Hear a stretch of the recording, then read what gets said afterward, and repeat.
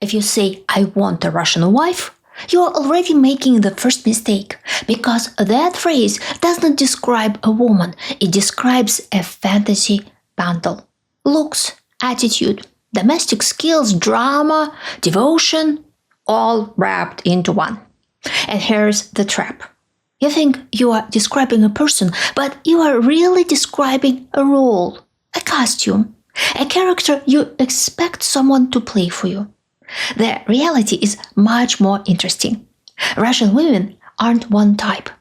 They are a whole range of personalities shaped by different upbringings, different levels of ambition, different survival instincts, and very different ideas of what love is supposed to feel like. So when a man shows up with that fantasy bundle in his head, he doesn't just misread a woman, he misreads the entire relationship. He starts rewarding the wrong signals, ignoring the real ones, and then acts shocked when the story doesn't follow the script he wrote. That's why these relationships often crash in the same predictable way. First confusion, then resentment, then a breakup where both people walk away thinking, what was wrong with them? So, today we are going to do something practical. I'm going to walk you through 12 types you are most likely to meet, what each one is actually looking for, what she can offer, and what kind of man she'll respect versus what kind of man will exhaust her. Here's our roadmap for today. Type 1, the queen. Type 2, the intelligent lady. Type 3, the Instagram girl. Type 4, the nerd. Type 5, the romantic. Type 6, the homemaker. Type 7, the odd one. Type 8, the mother on a mission. Type 9, the American dream climber. Type 10, the gold digger. Type 11, the refugee of chaos. Type 12, the loyal traditionalist. What you must be ready for. If you want more insights about Russian people, subscribe, like, share, or join my think tank, or support via PayPal or Super Thanks. You can also give this video free high points so more people will see it. Type 1, the queen. She built herself. Career, money, maybe a business, maybe a serious profession where people don't smile at you unless you earned it. She spent her young years building a career. Now, she wants kids before it's too late and a worthy man to raise with them. But most men who approach her fall short of her standards. If you are a high-status man, she can be a dream. A teammate who can run at your speed rather than be carried around. If you are not that guy, you'll feel it fast. She won't say, you are beneath me. She'll do something worse. Treat you like a cute pet. The queen respects strength, but not the loud, nervous kind. The calm kind that can say no and also say, I'm with you, without turning it into a performance. And here is the funny part. Many men chase her because she looks impressive. Then they discover she expects them to be impressive too, every day, including Saturday mornings. Before we move on to type 2, I'd like to share a short book trailer for my upcoming novel, The Snow Queen's Spring. Marika Snegova, president of a powerful Russian company with deep ties to the state, lives with a terrible secret. When the war in Ukraine begins, her daughter Alisa leaves Harvard behind and heads for Kiev.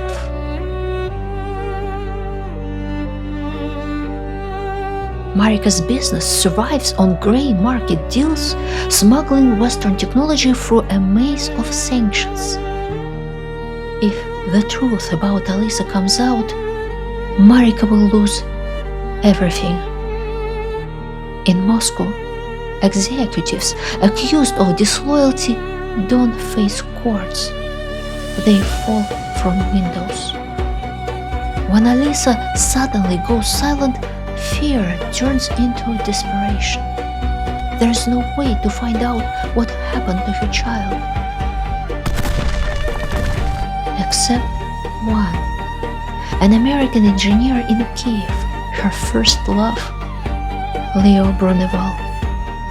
Torn apart in 1985 by the Cold War.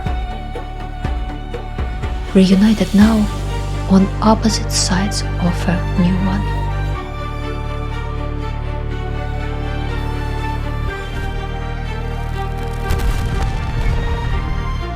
The Snow Queen's Spring.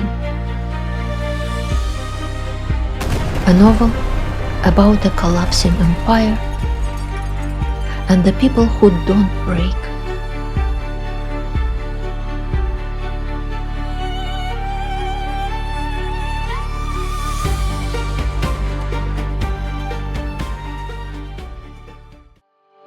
Type 2, the intelligent lady.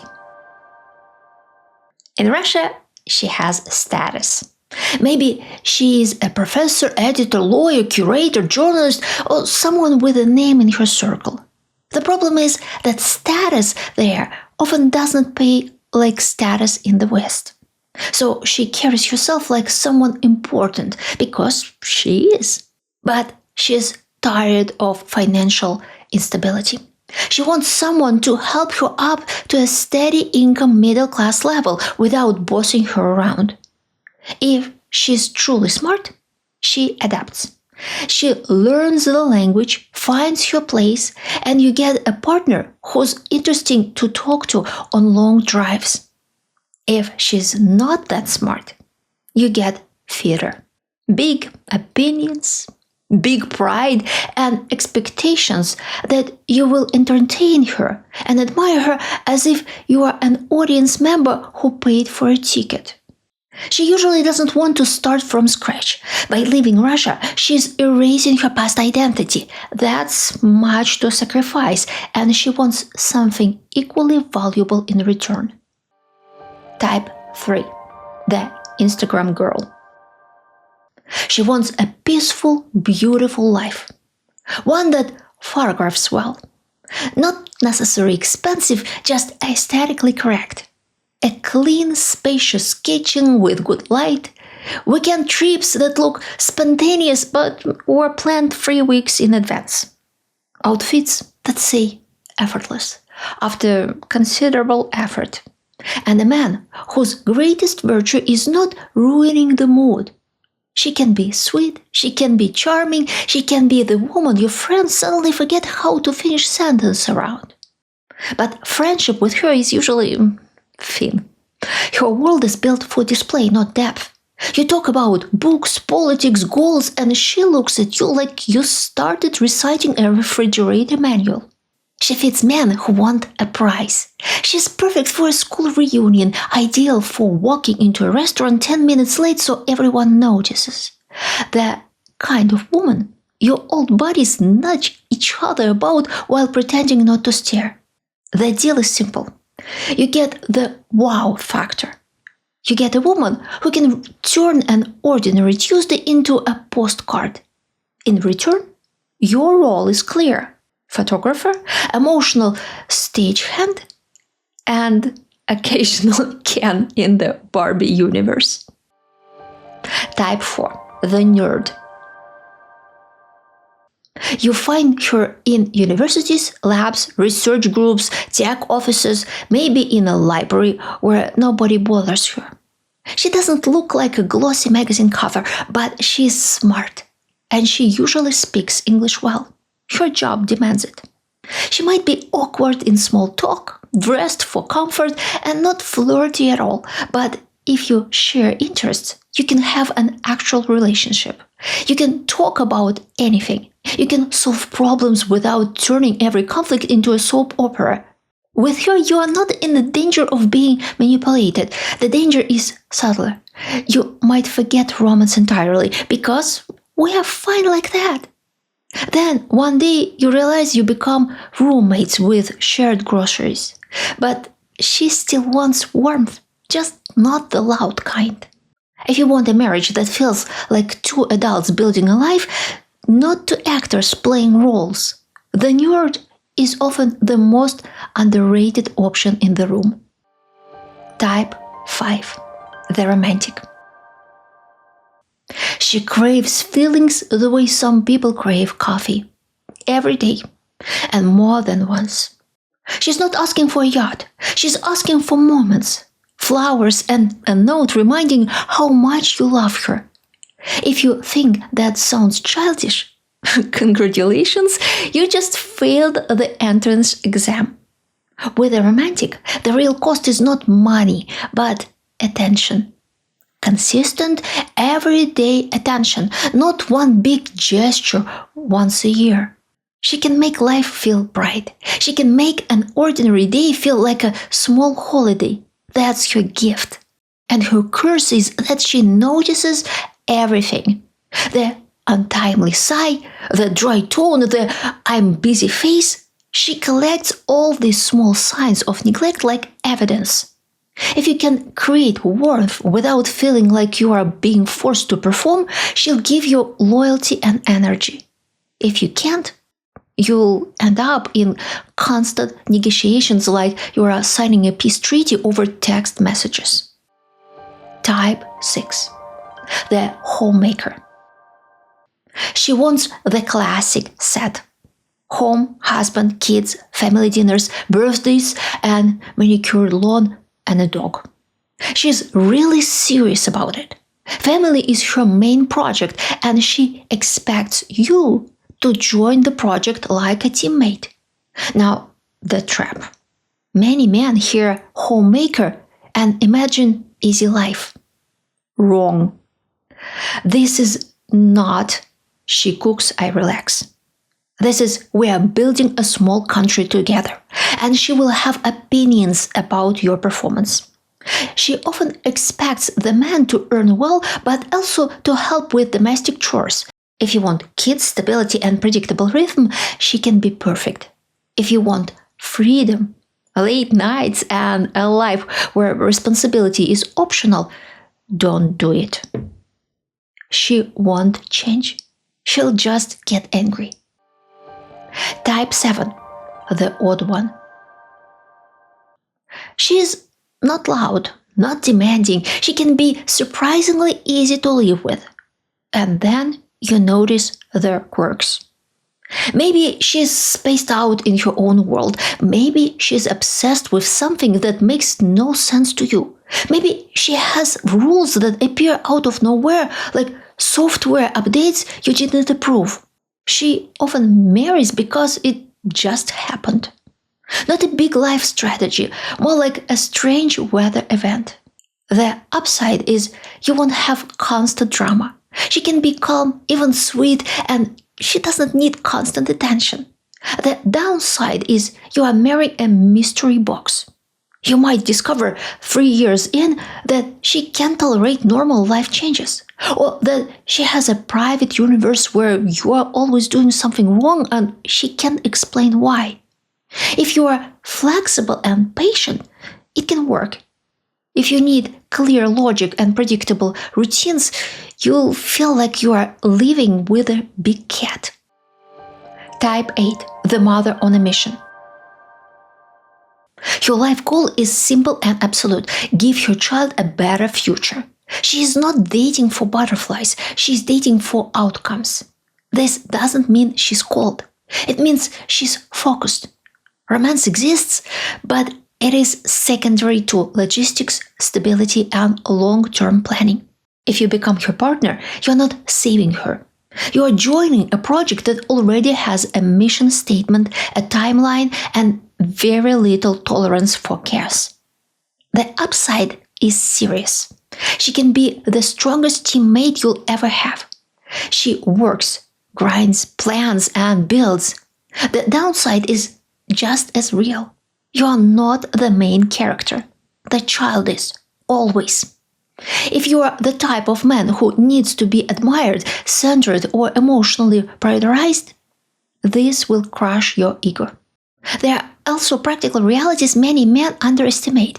You are stepping into an existing family system. You may have limited authority but full responsibility. You may be expected to provide stability without being allowed to parent freely. This type works best for a man who is emotionally mature, secure enough to share the spotlight, and interested in legacy, not validation. If that's you, she can become a powerful ally and builder of a real future. If it's not, you'll feel like a supporting character in someone else's story and eventually resent her for it. Type 9. The American Dream Climber. She wants to make it in America. Not just move, but arrive. Education, career, a new identity, new social circles, and yes, a good marriage that fits the plan. If she likes you, she can be electrifying. You'll feel like your life suddenly has an engine. She moves fast, learns fast, adapts fast. She doesn't wait for permission, and she will push you to be better. The upside is momentum. Life with her rarely stagnates. There are goals, timelines, and next steps.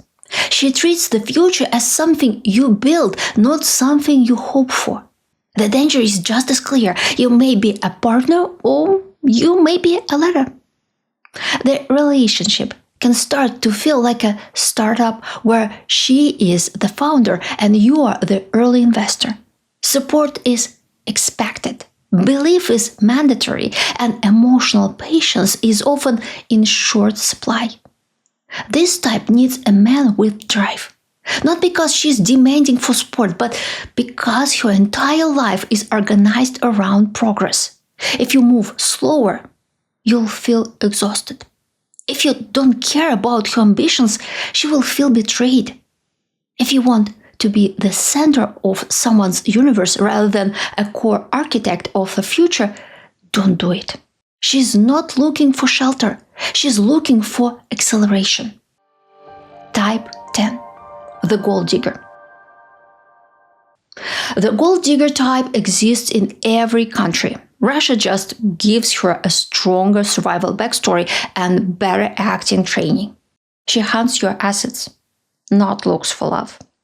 She will go out of her way to charm you. It might feel like your dream of a perfect woman suddenly coming true. Big wear soulmates energy by week 3. And if you have the money while being lonely, world-weary, and slightly desperate, congratulations. You are basically wearing a neon sign that says, easy prey. The red flags are boring, which is why men ignore them.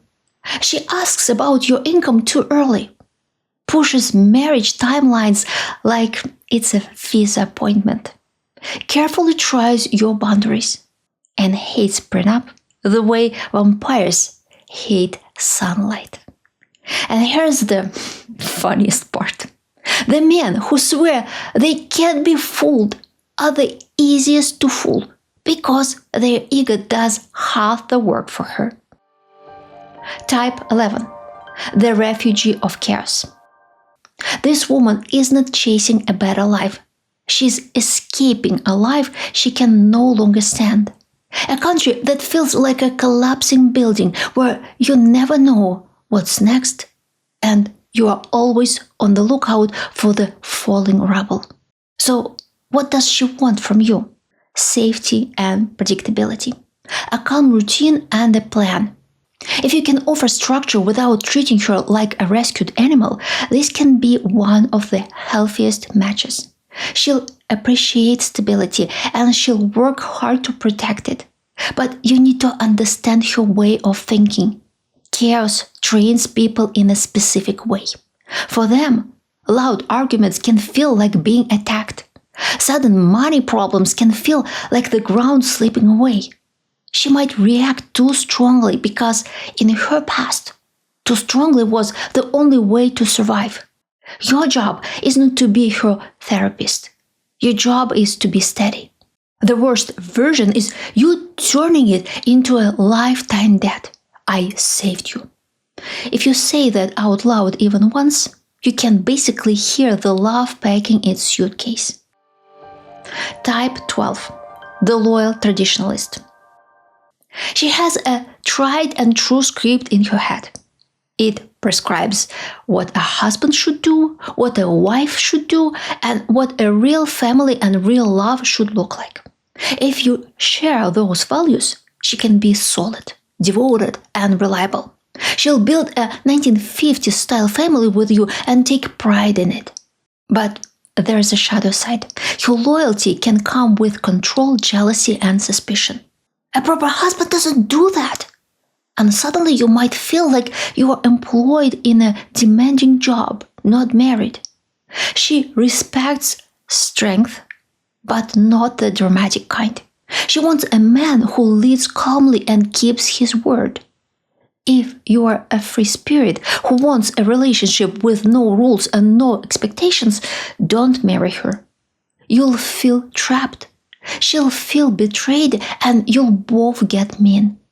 But if you want a steady family life with clear agreements, she can be a fortress. What you must be ready for. Now, the boring part. The part that decides whether your marriage survives the first year. First, language. Even if she speaks English, stress makes people revert to their native tongue. You'll have moments where she can't explain what's wrong, and you'll feel helpless. That's normal. Don't turn it into a power game. Second, loneliness. She will miss her people. She will talk to Russian friends. She will spend hours on the phone with family. If your plan is to replace her whole world with you, that won't work. Third, status collapse. If she had a strong social identity in Russia, moving can feel like falling off a cliff. New country, new rules, accent, paperwork, no network. Some women handle it with greed. Some fall into bitterness. Don't underestimate how brutal this is. Fourth, you become the administrator. Doctors, forms, calls, appointments, explanations. She may not know how your systems work. Not because she's stupid, but because systems are cultural. You grew up inside yours, she didn't. And here's the part many men hate hearing. The move to the West is not salvation that buys you lifelong gratitude. If you want a wife, be a partner. If you want a pet that adores you, you are shopping in the wrong store. The best scenario looks like this. She finds her own self-realization in the new place. It can be career, it can be family, it can be a craft, study, travel, a community, or mastery of something. If she has that, the relationship breathes. If she doesn't, the relationship becomes the only stage where all her frustration performs. The biggest mistake here is picking a partner based on a fantasy role instead of a real psychological fit. And that's where I'd like to recommend my Sphinx method. It's a tool to better understand yourself, then understand what kind of partner actually matches your drives, your fears, and your life story. This journey starts with a quiz that maps your leading aspiration and the narrative you are living inside. It's meant to be used for relationship choices too. If you use it on yourself and your partner, you'll stop guessing. You'll see what each of you is really trying to get from love. And once you see that clearly, you can either build the marriage with open eyes or walk away early and save everyone a couple years of expensive drama. Before you go, let me ask you something personal. If you had to choose right now, honestly, would you want a wife who feels like comfort or a wife who feels like acceleration? A woman who builds a quiet home around you or a woman who pushes you into a bigger life? Most men don't answer this question. They skip it. And then they marry the wrong type and spend the next 3 years calling her crazy. when the real problem was that they never knew what kind of life they were shopping for. If you want more videos like this, practical, blunt, and honest about how Russian society actually works, subscribe, like, and share. And if you want to keep this channel independent, you can support the work by joining my think tank or using PayPal, super thanks, or hype points. Every bit helps me keep making these deep dives without anyone's permission. And one more thing, if you are listening on Spotify, tap follow so you don't miss the next episode. Thank you for watching, and please don't marry fantasy.